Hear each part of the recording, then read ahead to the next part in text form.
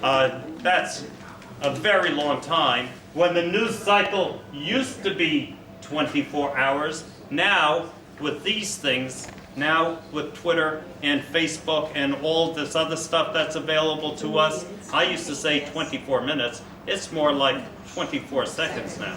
So if you cannot be agile, if you cannot get your information out quickly, you've lost the battle, and then the war. And this is the problem here. We are facing a soft war, and we're facing the battle of what I call the visuals. The visuals is my number 2V. The other ones are values. We've lost the battle of values. They talk about social justice. They talk about humanitarian efforts. They talk about occupation. They talk about all of these concepts. We've lost that battle as well. But in terms of visuals, if you take a look over here at this picture of this Merkava tank with the turret facing that little boy, you would think, of course, that the tank is headed in an aggressive posture at that little boy, that little Palestinian Arab boy, and all he is doing, after all, is resisting, right? Resistance, nonviolent resistance includes rock throwing. He is resisting by throwing a rock at this big Israeli tank. In fact, I draw your attention to the area in the foreground of this slide. Do you see the tracks there? That tank is in what you will often see tanks moving in a non-aggressive position with the turret facing backwards and down, okay? And it is moving away. It's moving away from those two young men, okay? Another example. Two evil Israeli soldiers, and there's the poor Palestinian Arab with a gun to his neck and a rifle to the other side of his neck. Wrong, okay? Those are not Israeli soldiers.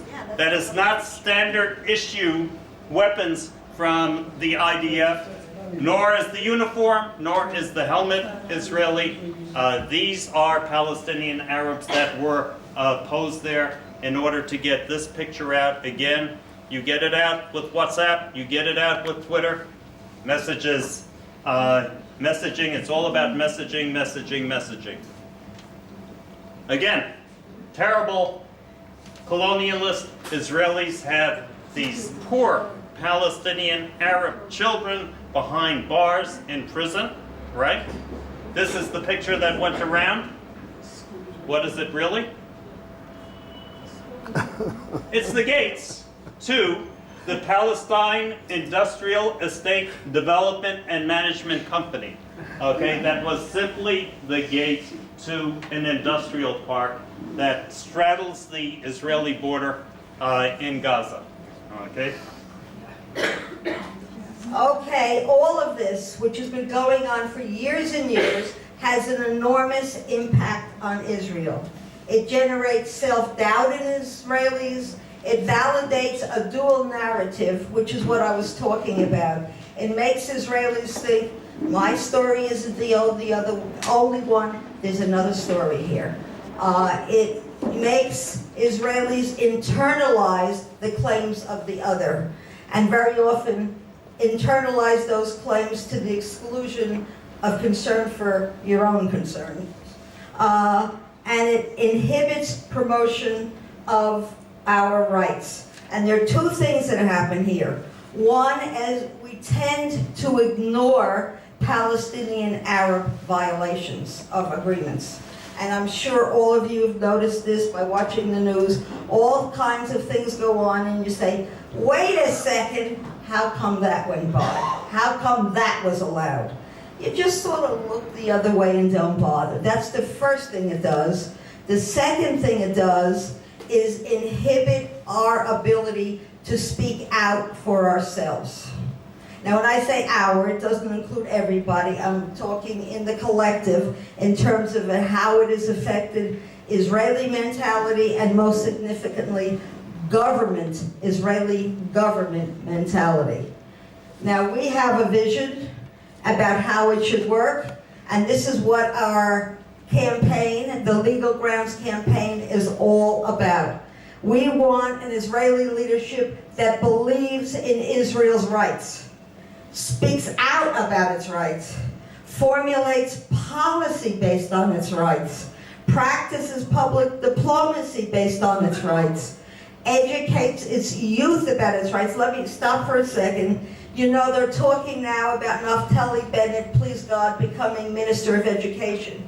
This is a man who would see to it that the education system educated the kids for our rights. And the surest evidence that he would be great is that people in Meretz are having strokes about the possibility. Oh my God, he'll ruin everything. So we know it's good. Okay? Because Meretz did enormous damage. The left wing did enormous damage. We have a generation of kids who are not taught our rights. There were fights about teaching Nakba. Everybody knows what Nakba is. The tragedy of what happened to the Palestinian Arabs with the founding of our state. Teach it in our schools so the children could understand the other side. They've been exposed to a lot of this. It's high time we spoke about our rights and taught our kids in a strong way about our rights. Now, negotiates only based on our rights. This is also very significant. We make the point in our campaign that we are speaking about promoting our legal rights. We are not a campaign that is promoting sovereignty, which does not mean, off the record, that we're not in favor of sovereignty, but we believe that there must be an acceptance legally of our rights or there'll never be sovereignty. It's a stepping stone. It's building the foundation for what must come next. But even people who want a two-state solution, even now, should be in favor of this because it means going to the table with strength. Instead of saying, oh, we agree, the 67 border, we have to move back to it, this is all yours. We'll say, just a second, on the record here, this is ours. Let's decide how much we want to give you, if anything.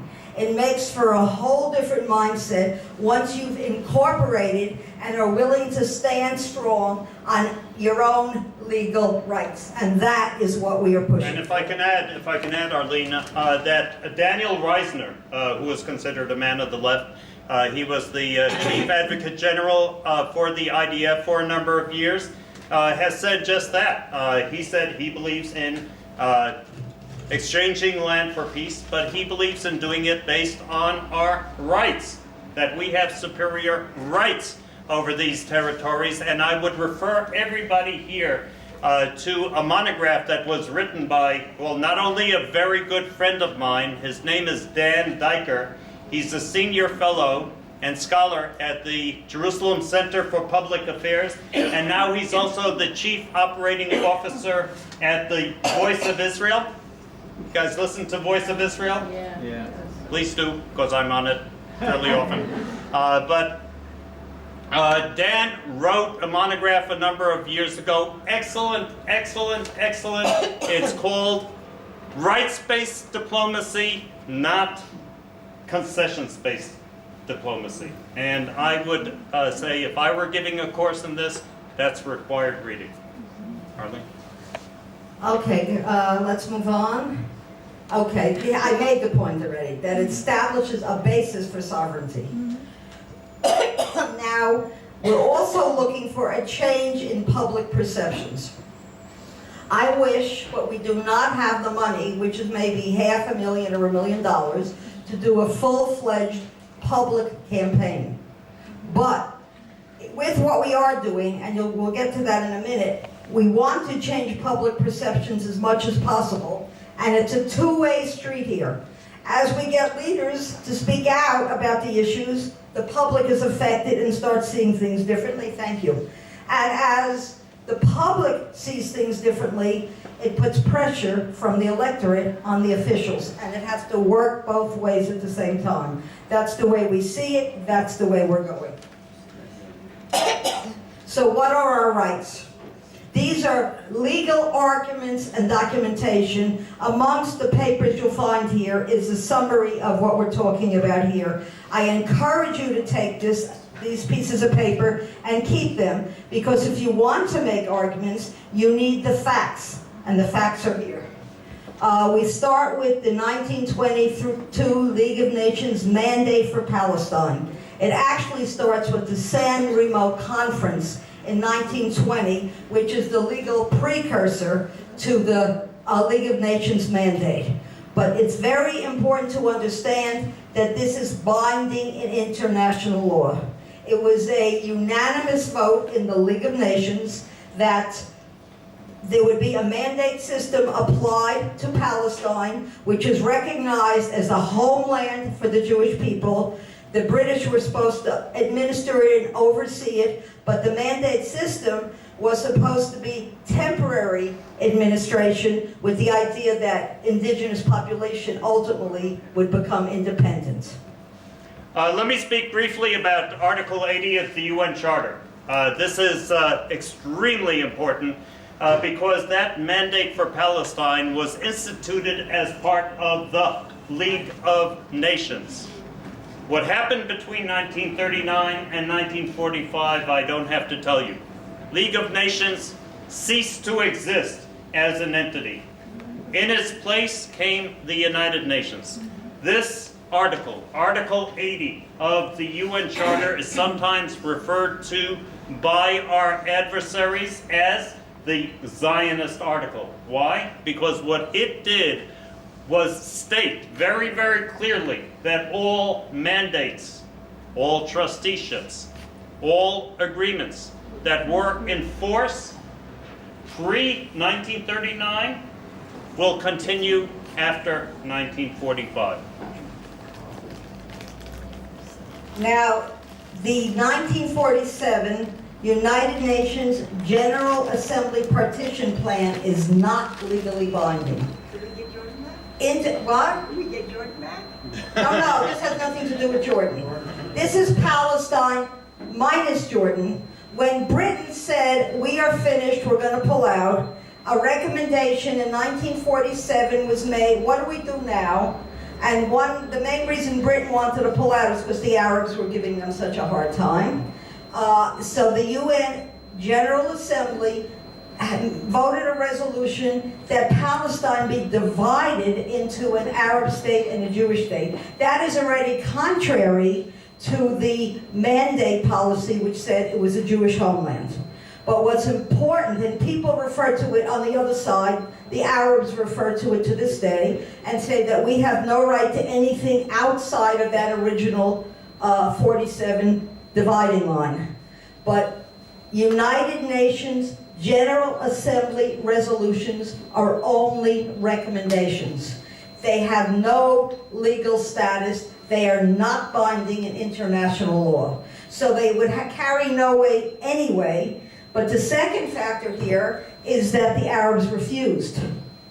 So it created a situation to make it null and void anyway. Had the Arabs accepted this resolution and had the two sides each established its own state, and had they negotiated a final border, that would have been internationally binding. In order to have a recognized border internationally, both sides have to agree to that border. It never happened. So what happened after the Arabs refused, and then ultimately the whole Arab world went to war against the Jews, is that the part that was supposed to be the Arab state remained unclaimed mandate territory. It was not Arab territory. It was part of the mandate system territory, which was legally binding, and it was still in effect after all this Mishigasia took place. Okay, let me just quickly talk about what happened in 1948. Not only Jordan in 1948, but 6 other Arab armies invaded what was declared the State of Israel at that time. Within a matter of 24 hours, there were 7 invading armies at our doorstep. It was, by international legal standards, an offensive war. By that I mean it was an act of belligerency, it was an act of aggression. Therefore, annexation of those territories, as Jordan did in 1950, is illegal, okay? Based on international law, it is illegal, okay? There were, as a result of that, only 2 countries in the world that recognized that annexation by Jordan. That was our good friends from Great Britain and Pakistan. That was it. In fact, the annexation of eastern Jerusalem was only recognized by 1 country. So, Which country? that was Pakistan. There's some controversy, by the way. Historians do have some controversy about Iraq and whether they recognized or not. But for most of the literature that I see, talks about 2 countries recognizing this, and that was Great Britain and Pakistan. The reverse is true, however, where Israel is concerned, because the war that Israel fought, the Six-Day War in 1967, was clearly a defensive war. And particularly where Jordan was concerned, Jordan, which was moving into what it then called the West Bank of the Jordan River. Messages were sent after we were first attacked. If Jordan stayed out of it, we wouldn't attack to the east against Jordan. Jordan attacked us anyway.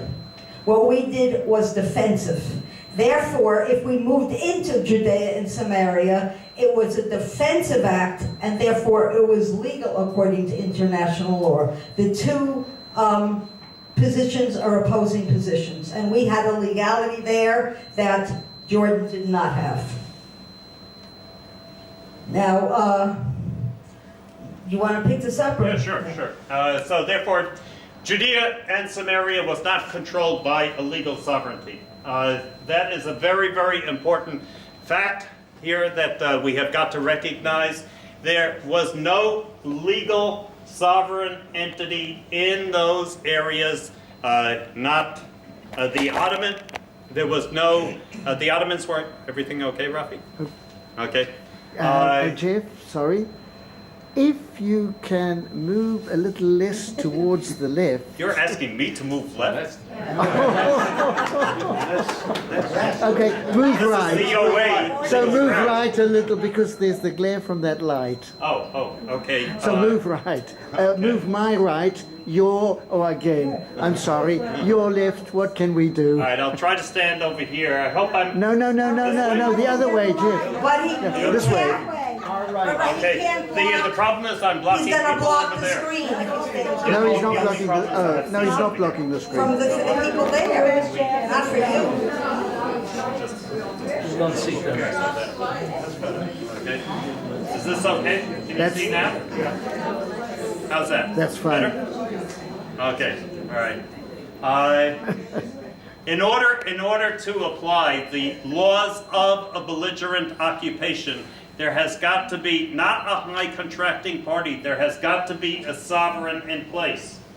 And there was no sovereign, that wasn't me, there was no sovereign in place in these territories, therefore the laws of occupation do not apply. This is very important later on.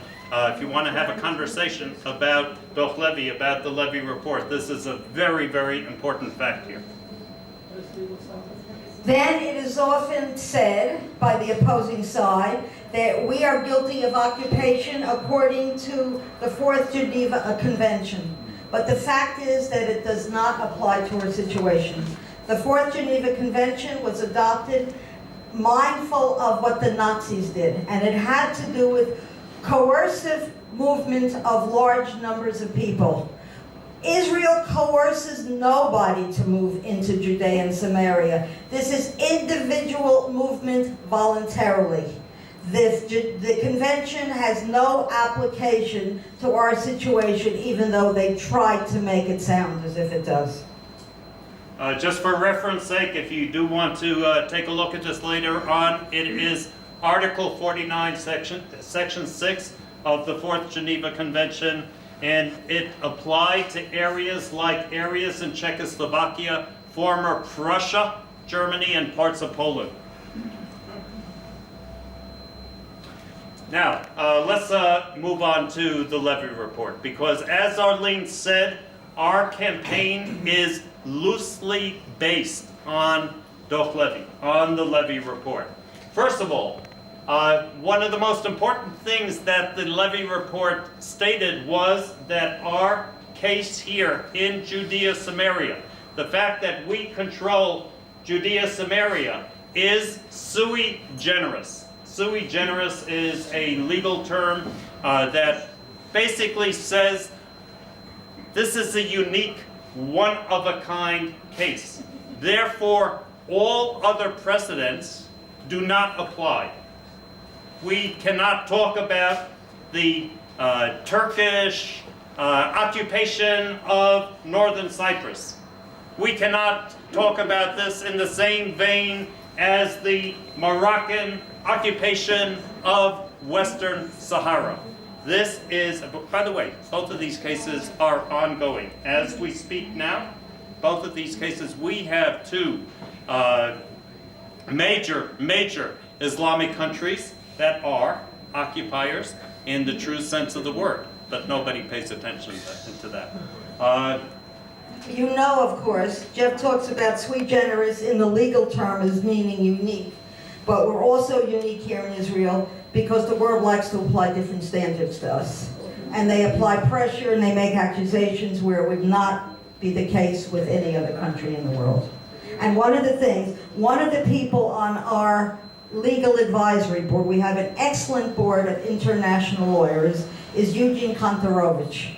And this is one of his favorite ways of analyzing things, is to take a look at how the world handles parallel situations, and particularly he talked about Morocco and the Sahara, and how it's okay for the world that Morocco does things in the Sahara, even though they truly are occupiers, that they don't think we should be allowed to do in Judea and Samaria. It's a different set of rules. Sure. In fact, the EU signed a fishing agreement with Morocco. The fishing agreement was off the coast of the Western Sahara.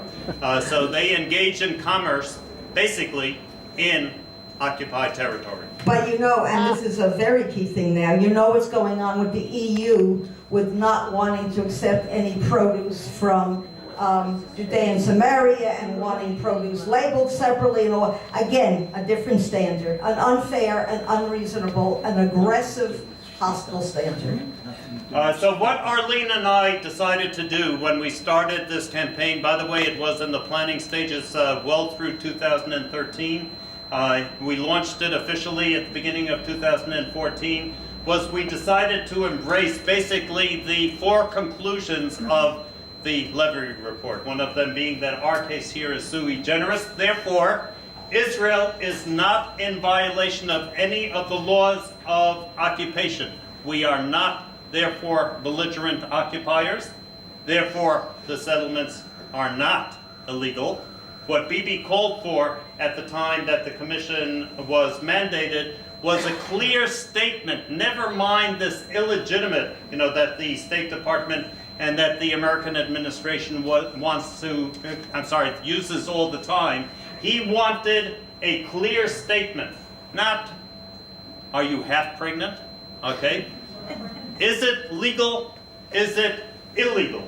Okay. And at the end of the day, on July 8th, 2012, the levy report stated that Israelis have the right to live and build in Judea and Samaria. Yes, in their recommendations, they gave certain parameters. You can't just build willy-nilly, okay? You have to abide by the rules of law. But if you do, then Jews have the right to live and build in Judea and Samaria as long as it's not on privately owned Palestinian Arab land. Okay, we have formulated a plan of action. And as Jeff mentioned, we started in 2014 and we were in planning way before this. Please understand this has been a slow process. It's hard. We wish there were a magic bullet and we could come up with the right secret and go poof and everything would be in place.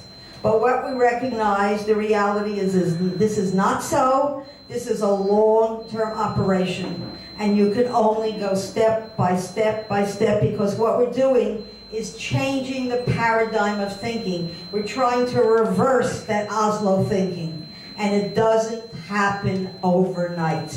And we have to be patient, and we have to keep our eye on the goal and keep going. Right now, Could I just interject one thing, Arlene? I'm very, Absolutely. very sorry here. This is what Arlene said is absolutely critical. I was having a conversation with one of the three merits ministers of education that Arlene referred to before when she was talking about Naftali Bennett. Her name is Yuli Tamir. We started off with Shulamet Aloni as the Minister of Education from the Meretz Party. We went on to Yossi Sarid, who has gone completely apoplectic about the possibility that Naftali Bennett might be the Minister of Education, and then Yuli Tamir. And Yuli Tamir told me very, very openly. She was one of the co-founders of Shalom Achshav, of Peace Now here. She would sit in what is now Rabin Square, back in the 1980s, on the ground, with her legs crossed, holding up a sign that said, Shtei Medinot L'Shnei Amim, 2 states for 2 peoples. This is in left-wing Tel Aviv. She was spat upon, she was cursed, she was harassed. But, slowly but surely, they turned that ship. They changed the mentality here in Israel to the point where that concept was palatable and eventually accepted. We're turning the boat back now, but it is going to be a long and slow process. I'm And sorry. we cannot give up. We feel there's no choice but to keep going, because the possibility of not continuing is not something we want to consider. We have to win this one as slowly as we have to go. All right, now, our ultimate goal is, which you heard, is to get a government that stands on our rights and speaks for our rights. But the way we're doing it now is via the Knesset, not via the government directly. That won't work right now. We would be stonewalled.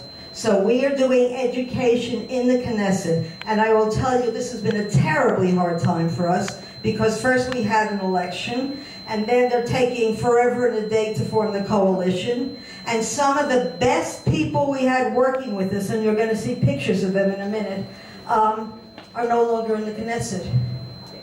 And we lost some of our best supporters, and we have a lot of new people. There are an enormous number of new MKs, and we have to sort of start all over with these new people and do it. And we're doing education in a number of ways. We have face-to-face, one-on-one meetings, and we have professionals, very good professionals who work with us to do this. We run hearings and forums in the Knesset. We have done that before successfully, and we hope to do it again. And we have information packets, not so different from some of the material we have here for you, but of course in Hebrew. Is everything all right there? Yeah, Jeff, Oh, you're right? It's just a flesh wound. Just because someone sits in the Knesset does not mean that he or she knows all of the legal rights that Israel has. And it's our job to make sure they know. What they do with that, we try to get them on board in a variety of ways. What they do with that in some situation is questionable, but it's imperative they know what our rights are. And we know that we've been heard at least sometimes. We had one MK who gave an interview, and we heard almost verbatim information we had supplied that he used in that interview.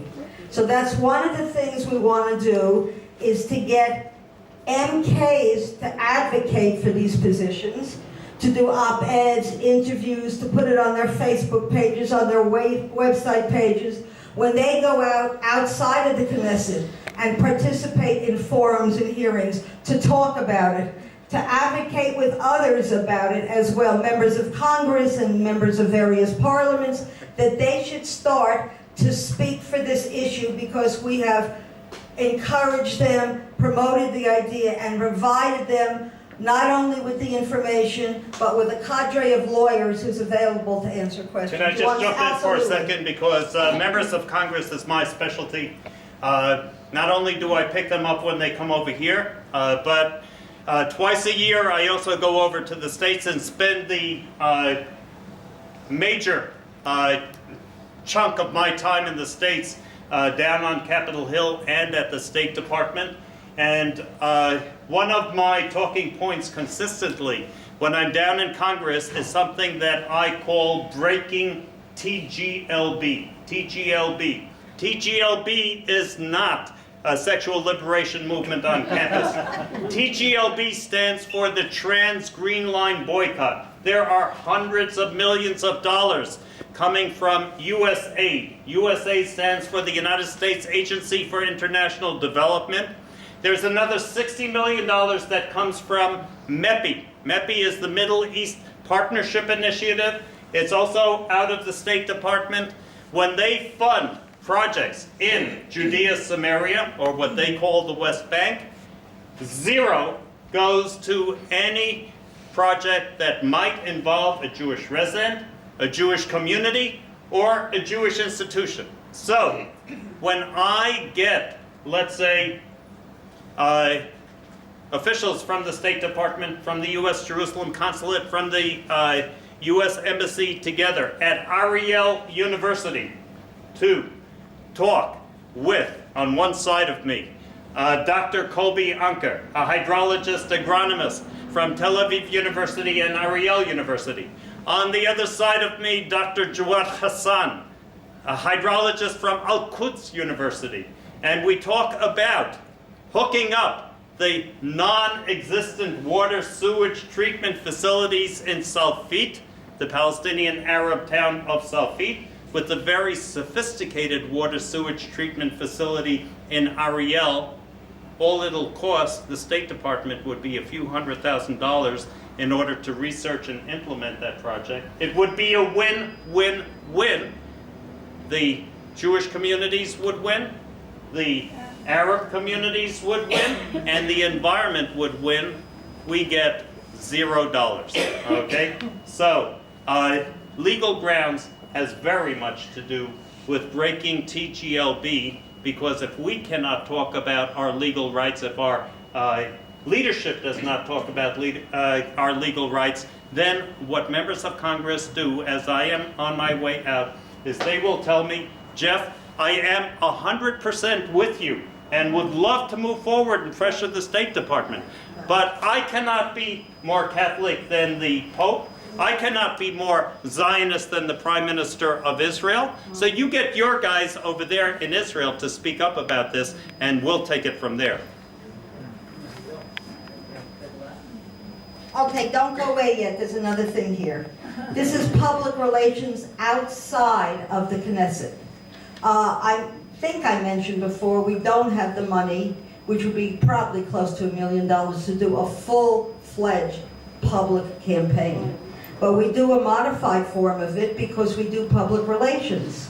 And we get journalists to write articles about these issues. We are interviewed. Jeff mentioned Voice of Israel. We've both been on Voice of Israel. Jeff was interviewed on I-24, which is a internet channel coming from, news channel coming from here in Israel. We get the word out in a variety of ways, and it's our goal to continue to do so, to make the Israeli populace more aware of the issue and to continue to educate them as we can. We just saw Yoni Shetbun go by. That was Minister of Agriculture Yair Shamir, Dani Danon. These are all members of Knesset that have supported us in the past Knesset. Minister of Housing Uri Ariel.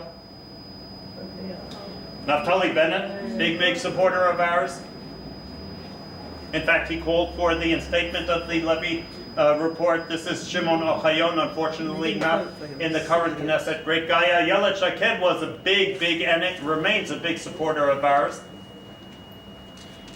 This is Ophir Akunis, the Deputy Minister, and finally Robert Ilatov from Yisrael Beitenu. these are just some. I didn't even have Tzippi Hotoveli up there and a number of others who have been big supporters of ours. What we have got to get them to do is, as Arlene said, we have got to get them to put this up on their Facebook pages and to write about this and to speak about it from the Mliah, from the plenum in the Knesset. And that's where you guys come in. We'll talk about that in a second. Okay.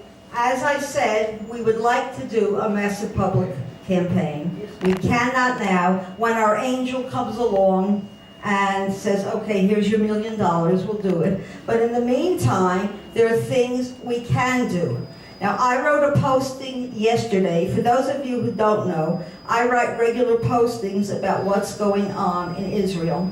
And my email address is in one of those sheets. If you'd like to get my postings, if you don't now, let me know and I will put you on. But yesterday's posting talked only about the legal grounds, about our campaign, about many of the things we have talked about here tonight. And this was it. I wrote this yesterday. Refute the lies and misrepresentations wherever you can. It's time to fight back. And the point here, and the most important point, all of you obviously care or you wouldn't be here tonight. I am preaching to the converted in that sense. I'm delighted about that. But Jeff and I can't do it alone. And we need grassroots effort. And we need committed, dedicated, consistent grassroots effort in order to make a difference. And these are the kinds of things that we recommend. Shall I continue? Yeah, sure. Okay. We ask you first to become and to stay informed. You heard us tonight, you have material, and we ask you please to go to our website, israelrights.com, because, and by this, all these URLs are also in the material. You don't have to capture it here. There's a host of information there about our legal rights, including, which we didn't talk about tonight, our legal rights to all of Jerusalem, and all kinds of articles and reports about it. You want to be informed, we give you the information. Then we ask you, and this is imperative, that you share, that you get this out. Write letters to the editor, do talkbacks on to articles on the internet, put it on your Facebook pages and your websites, put it on discussion groups, and encourage others to participate as well. Widen the circle. We need your help. This is a serious effort and can only work if you are helping. On our website, we have a form for joining the campaign. There's no cost. We're not looking for money on this. We're looking for names of people that we can go to members of the Knesset and say, look, we have 500 Israelis who want this. What are you going to do about it?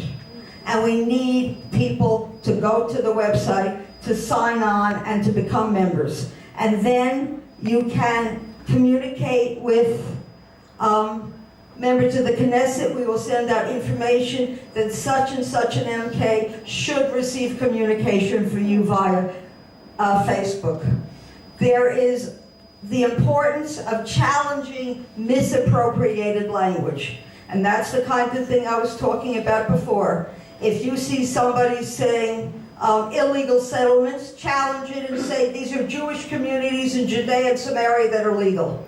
Don't ever use the term West Bank. Speak of Judea and Samaria. And there's a whole host of things that you know better, but you have to be mindful all the time in terms of how you write, how you speak, and to catch it when others do it. And again, to write the letters, to challenge the lies and the misrepresentations. It is no longer a time when we can be silent. If I could just add, because I'm the one that very often has to run around in the Knesset. Arlene mentioned 500, that's good. I'll tell you exactly what we tell our donors. Can you add a couple of zeros onto that? Okay, so really if we were talking about 5,000, 50,000, it's going to make a much deeper impression, both here and when I have to go back to the States and argue these points. We need you. That is our point. We cannot ask you simply to be passive and to come here and learn and walk away. This is just the beginning. We need you to be committed, to be part of the action, to be part of what's needed, and to go forward to recruit others as well. That's the only way we're going to ultimately make a difference. Now, here you see it. Yeah, just on behalf of Arlene and myself, first of all, I want to thank all of you for coming out. And hopefully, I want to thank you in advance for becoming a part of this campaign and making a difference. We'll take questions in a second, right? I think I put my business cards out there as well. I did put I did too. my ZOA cards. I put my legal grounds cards out there. Please, I can tell you that Arlene and I sometimes are just overwhelmed with stuff to do around this campaign. And any help that you can provide would be greatly, greatly, and deeply appreciated. And before we close, I want to mention one thing for anyone who might be interested. We are trying to promote one particular out-of-the-box project for legal grounds. If you have an interest in helping on this, speak to me privately. Just for your information, I always like to close with this because this was presented at the Knesset. We work very, very closely with an organization called Videographer. For any of you that might know, we work hand in glove with Videographer. And this was a very, very interesting poll that was conducted by Gal HaChadash, or the New Wave. And they asked a pool of people whether they were in favor of the settlement enterprise, against the settlement enterprise. Of the 32 to 33% that said that they were against the settlement enterprise, they took that subset and they asked them in turn if it turns out that by international legal standards, the settlements or the communities in Judea and Samaria are legal, would you then still stay with your position that the settlements should be withdrawn from? Only 1/3 of that subset said or continued to maintain that the settlements should be withdrawn from. So that's a very, very interesting statistic that I'd like to close with and that you might very well want to take with you. Okay, now we can take questions, yes?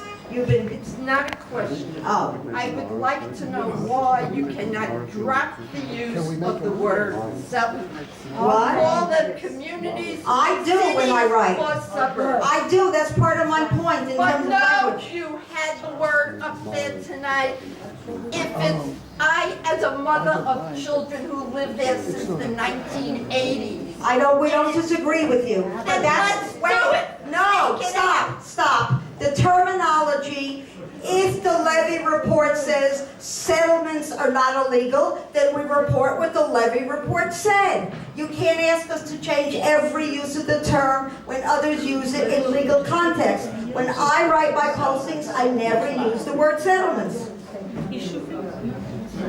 Yeah, it seems to me the people who listen to take the Voice of Israel and people who come to the OU we're with you. We might not be doing enough yet, but we're with you.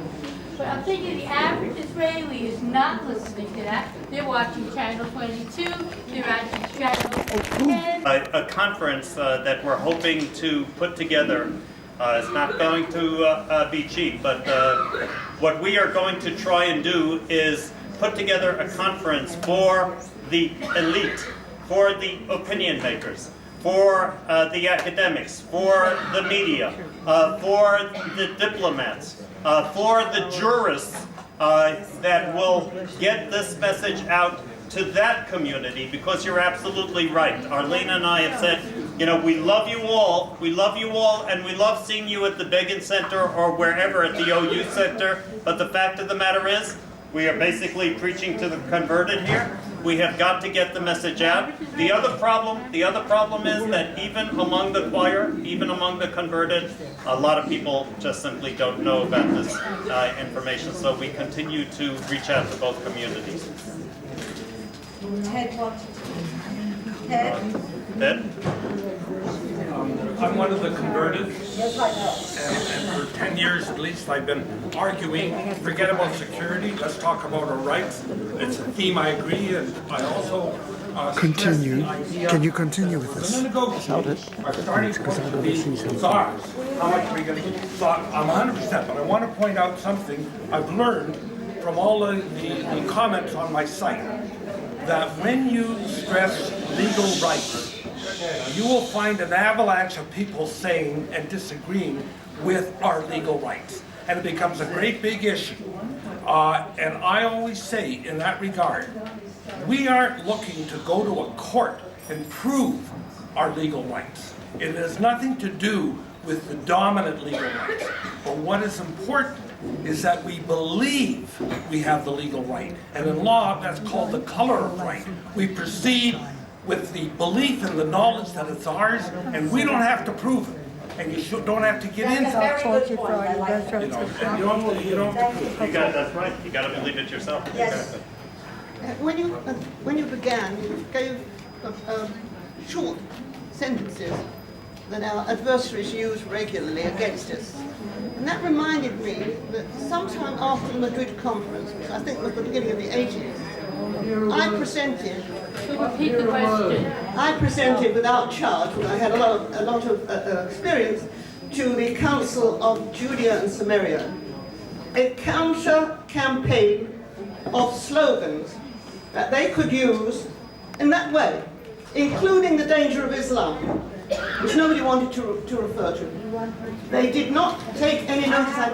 I even met with the heads of Judea and Samaria Council. They didn't want to. Why do I mention this?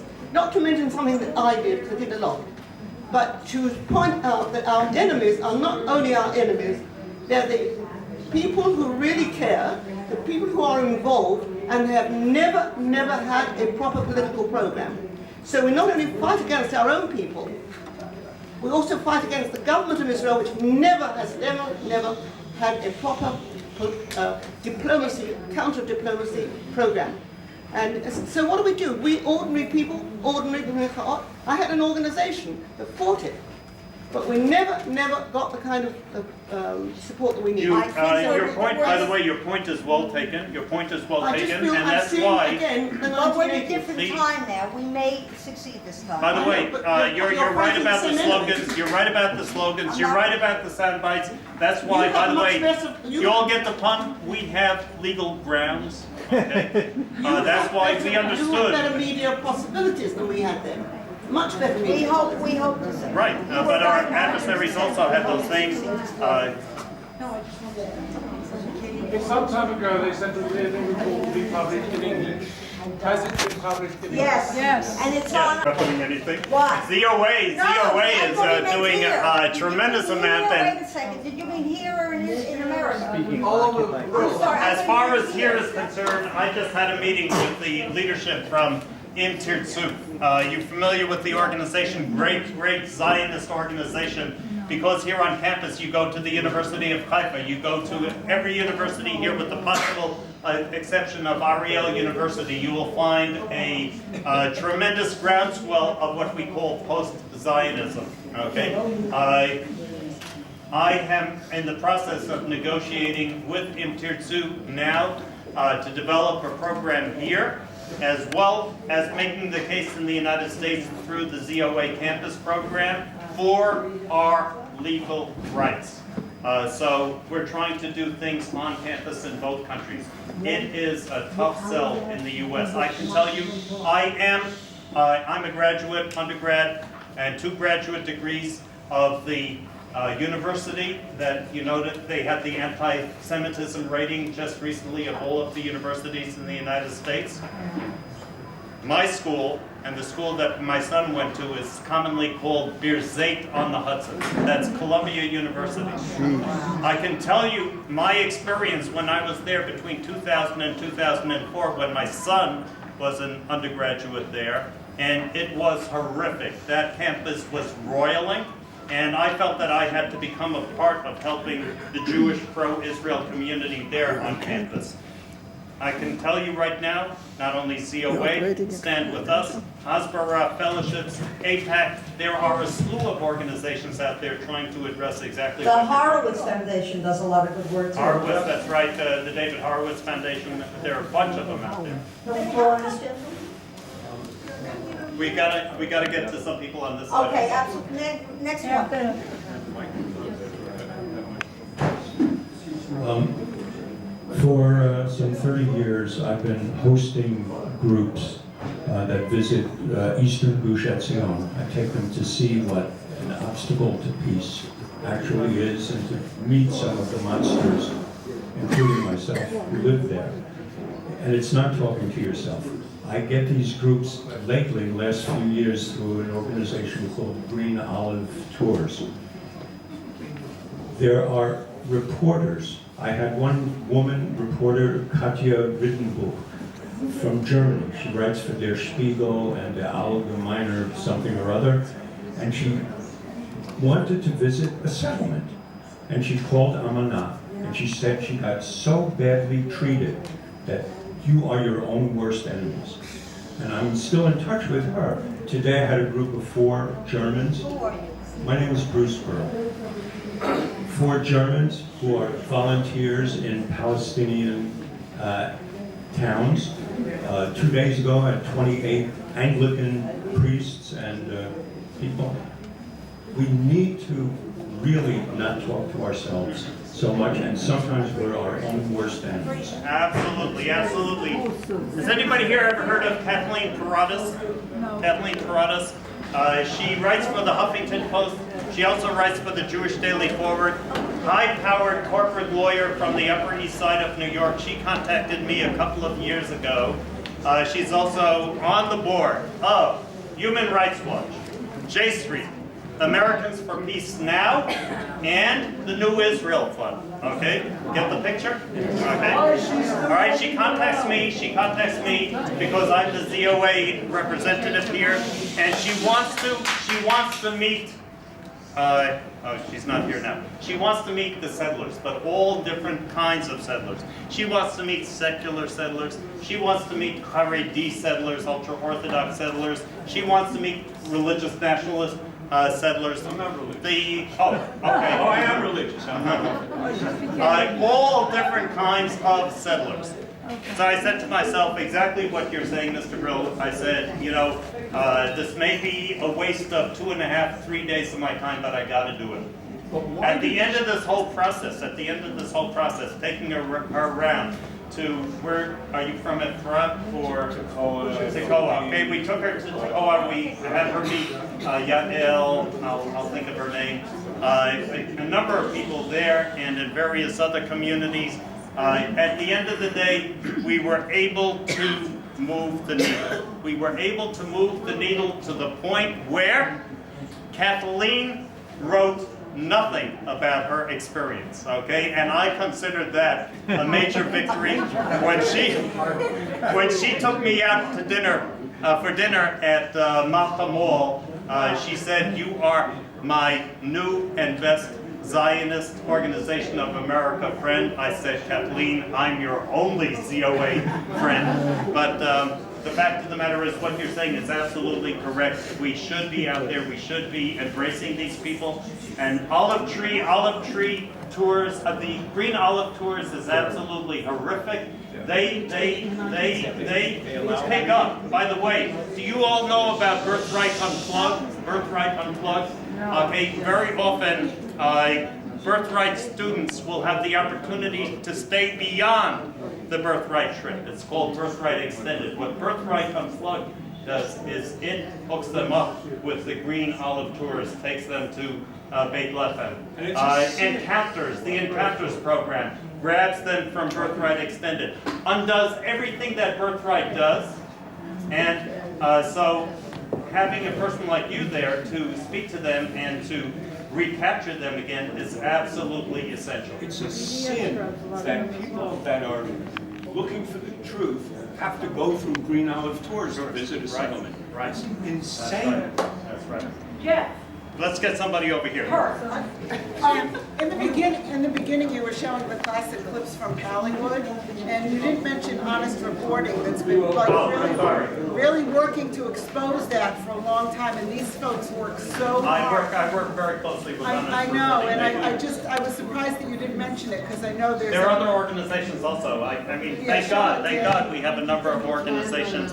With some, as is the case in the Jewish organizational world, there is some overlap and redundancy, but yes, there are other organizations like Honest And for people here Reporting. who aren't familiar with honest reporting, to actually look at it, I blog, so I use it all the time for They're great. information. They're great. You know. They're great. No, Let's you say, wait, obviously- can we get the noodle up? We have to get the noodle up. No, you obviously want the emphasis to come from here. And having been involved in the Soviet Jewry campaign for a zillion years, I mean, when it was necessary, I always go to Congress. Are there a few Congress people that you could educate to try and influence the wonderful State Department, which I write to periodically, and send them all kinds of letters? I am in very, very close touch. I'm very friendly with Senator Pat Toomey from Pennsylvania. Congressman Doug Lamborn of Colorado is among my best friends, and they have written to the State Department at my request, and I have to tell you, the State Department is very, very good at stonewalling senators and congressmen. All right, you put some of those letters into an ad and say, this is what you're asking of your State Department. They're funding the PA, which is doing so many illegal things, you know, and those signs up that no Israeli can come into Area A, et cetera, et cetera, et cetera. So I think maybe some ads and some pinpointing some of the people who are sympathetic, and Ambassador Baker's letter to Kerry is absolutely fabulous. It was either last year or the year before. Good idea. We need the funding for that. Sir? Yes. I'm giving you So my question is, it seems to me we don't put out the principles, like the principle of self-determination has been answered. Jordan is Palestine. No one ever talks about that. And I'm wondering if that's something that you're going to talk about. Okay, so we're not going to talk about that as part of this campaign. There are a whole bunch of alternatives out there as an outgrowth of this campaign. We are hoping, because this has been a big issue for me, Robin, the problem is that the media here and the academy here has managed to paint what I call a Manichaean binary. Angelic two-state on one side of the axis and evil status quo on the other side. They do not consider all of the alternatives that have been offered by Uri Elitzur, Zichrono Livracha, by Giora Island, by Carolyn Glick, by Aryeh Eldad, that you're talking about. Jordan is Palestine and they should be. There are a whole slew of alternatives in that gray area between those two extremes. What we would like to see happen as a result of this legal grounds campaign, and if we have proper funding for a follow-up conference on the first conference, is opening up the conversation. Back in February, March, and April, two members of Knesset, member of Knesset Dani Danon and Tzipi Chotoveli, ran diunim, they ran hearings about some of these other alternatives. Unfortunately, the May 2009 Bar Ilan speech by the Prime Minister shut that conversation down. We are starting to get that conversation going again, but we feel we first have to get this onto the table, and then we can bring the other alternatives onto the table. Maybe we have to do it They already simultaneously. have Jordan, they already have Gaza. Right. How many more will they need, and what are they doing with what they have? Off the record, everybody, off the record, of what Robin is suggesting, I think is the best solution for peace in our neighborhood. But that, I can't speak to my organization. Our campaign here is agnostic regarding which alternative might be best. But I must say, off the record, that I consider that the best alternative. Long felt if we continue using the German euphemism for Jew hatred and calling it anti-Semitism, we're playing the wrong game. Every single one of us could replace the German euphemism with the term Jew hatred when we talk about delegitimization. We're all capable of doing this.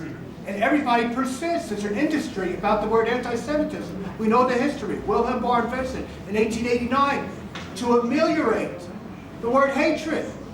And we keep on playing into it. Everybody here right now today is capable of changing that. How about anti-Semitic hatred? It's Jew hatred. It's Jew hatred. Whenever you see an article, it's anti-Semitism followed by Jew hatred. Why go through the first step? And every single person is Let me capable of just, doing that. in answer to your question, let me just suggest one thing. When I go down to Congress, I insist on using the term Judea and Samaria, but what I do in order to get members of Congress' ears acclimated to that expression, and they know what I'm talking about, because most of them do not know what I'm talking about when I first start mentioning that, is I say Judea, Samaria / the West Bank. And then they start making that association, and then I can drop. Eventually I can drop the West Bank, and they know exactly what I'm talking about. That's the only reason why I mention anti-Semitic hatred, because, you know, it might... Helen Thomas denied she was an anti-Semite. That's the game that's being played. Got it. That's it. And we play into it. Why? Got it. It's Jew hatred.